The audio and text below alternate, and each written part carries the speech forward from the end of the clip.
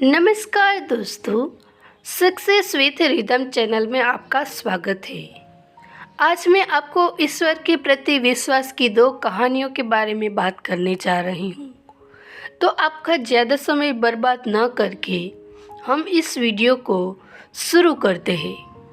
मान्यता के आधार पर अगर देखा जाए तो दुनिया में दो प्रकार के लोग होते हैं, एक आस्तिक और दूसरे नास्तिक।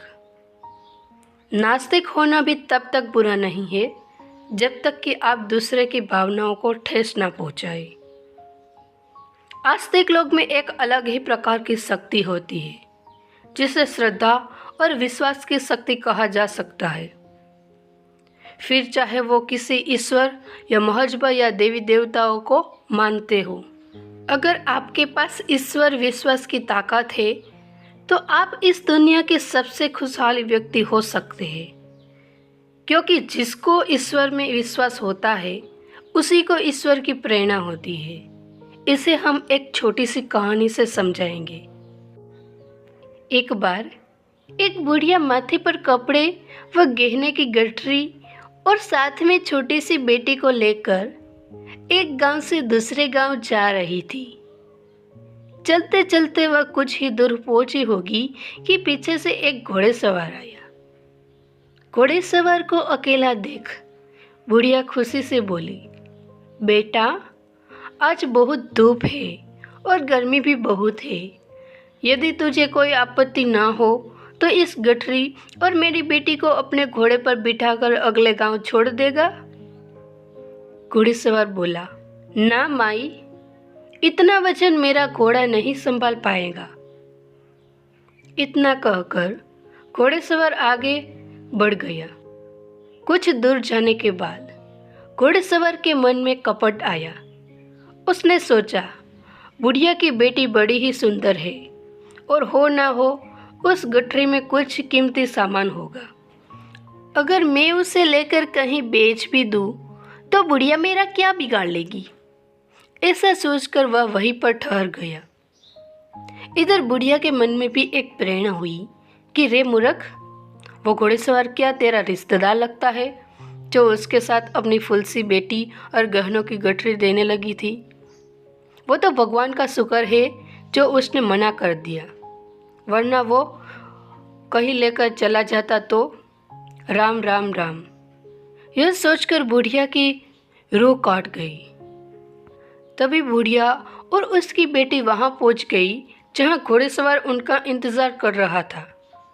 घोड़ेसवार बोला, माई, धूप बहुत है, ला दे अपनी गठरी और बिठा दे अपनी बेटी को। बुढ़िया बोली, नहीं, तू जा, हम चले आएंगे।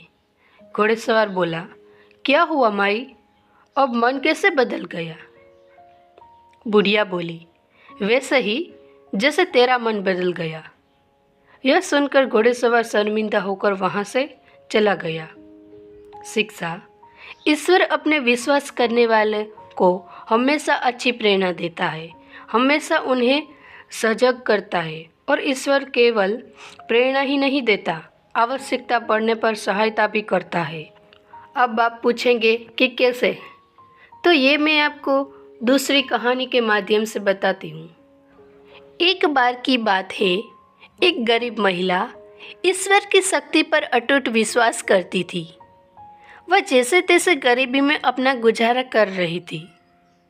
तभी परिस्थितियां कुछ ऐसी विकटी बनी कि उसे कोई काम नहीं मिला। अब खाने के भी लाल पड़ने लगे।